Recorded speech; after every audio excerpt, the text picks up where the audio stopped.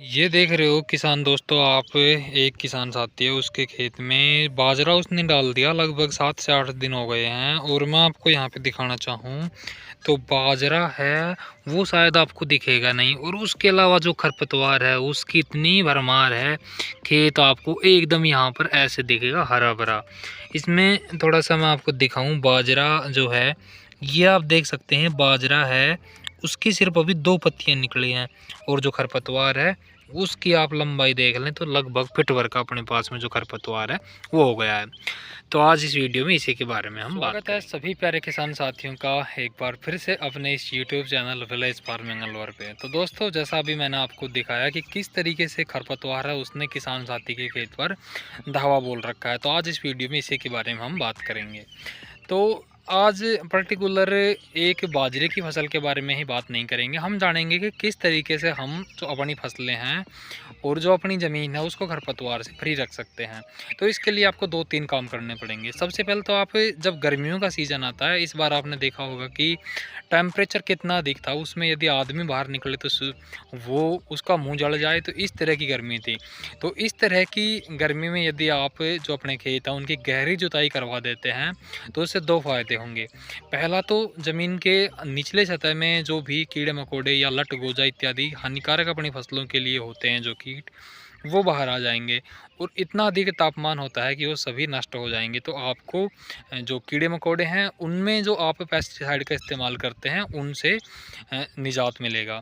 दूसरा, हम बात करें खरपतवार के जो भी बीज ज़मीन के अंदरूनी भाग में होते हैं, जब हम उसकी गहरी जुताई करवा देते हैं और वो बीज जब बाहर आ जाते हैं तो टेम्परेचर के द्वारा उनकी जो सेल्स होती हैं या जो बीज होते हैं वो डैमेज हो जाते हैं, और फिर उनका अंकुरण है वो नहीं हो पाता है।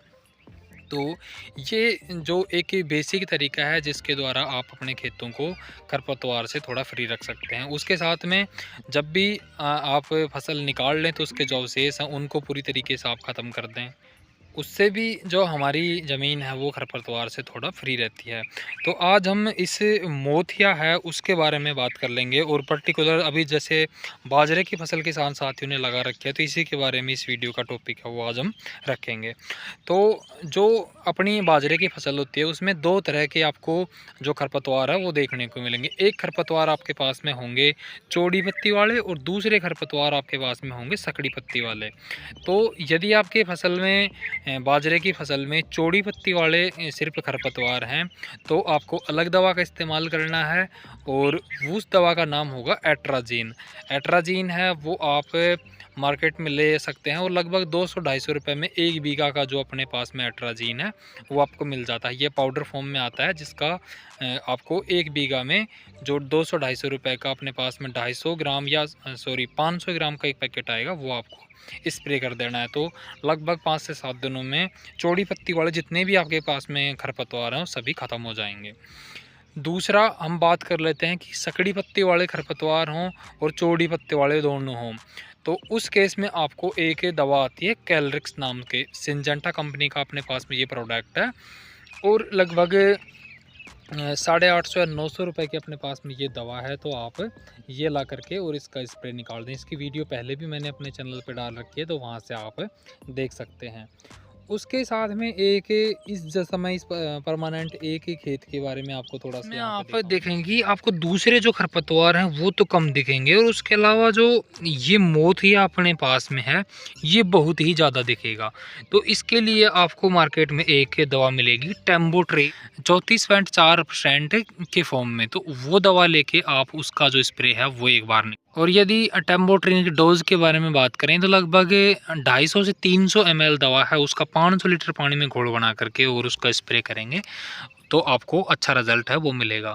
अब हम बात कर लेते हैं कि कितने दिनों के बाद में बाजरे की फसल डालने के लगभग अपने को जो हर्बिसाइड है उनका इस्तेमाल करना चाहिए।